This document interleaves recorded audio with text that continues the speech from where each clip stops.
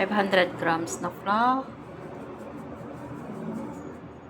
Gagawa ako ng pizza dough.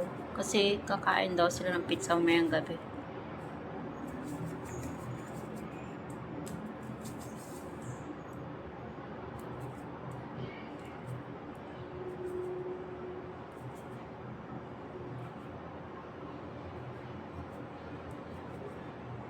Grams na dry yeast.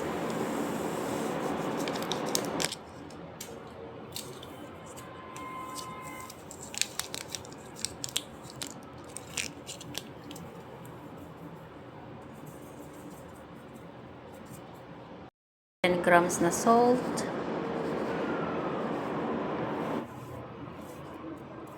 Ayan, para makita nyo. 10 grams.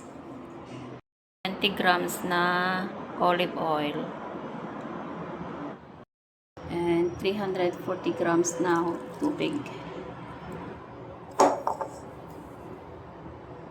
Gawin natin hanggang mag-mix lahat.